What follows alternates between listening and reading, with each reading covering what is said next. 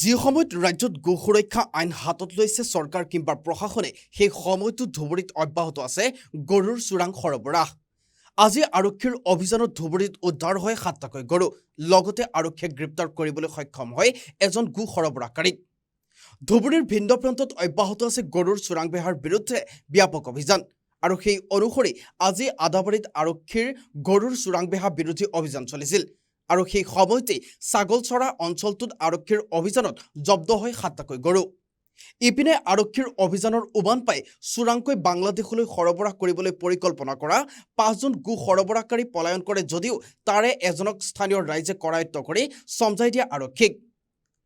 ধৃত সিৰাজুল হক নামৰ গো সৰবৰাহকাৰী গৰাকী বৰ্তমান ধুবুৰীৰ অসামৰিক চিকিৎসালয়ত চিকিৎসাধীন।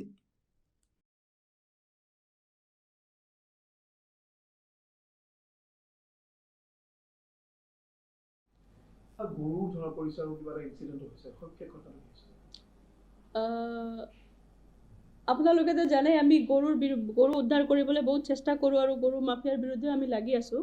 যোৱাকালিও আমাৰ তেনেকুৱা এটা ইনফৰমেশ্যন আছিলে, যিটো ইনফৰমেশ্যনৰ ভিত্তিতে আমি ধুবুৰী সদৰ থানাৰ অন্তৰ্গত কলেজ টিউপিৰ অধীনত আমি গৰুৰ খবৰ পাই পেলাই আমাৰ পুলিচ টিম গৈছিলে।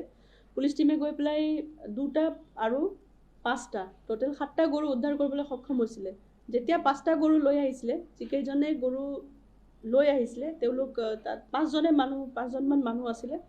তাৰ মাজৰ পৰা এজনক পাব্লিকে কৰায়ত্ব কৰিবলৈ সক্ষম হৈছিলে আৰু পাব্লিকে কৰায়ত্ব কৰি পুলিচৰ হাতত গতাই দিছিলে। তেখেতৰ নাম সিৰাজুল হক। তেখেতে পলাবলৈ যাওঁতে অলপ ক'ৰবাত পৰিব পাৰে বা এনেকুৱা ধৰণৰ হ'ব পাৰে, গতিকে তেওঁক এতিয়া হস্পিটেলত আমি প্ৰাথমিক চিকিৎসাৰ কাৰণে লৈ যোৱা হৈছে। হয়।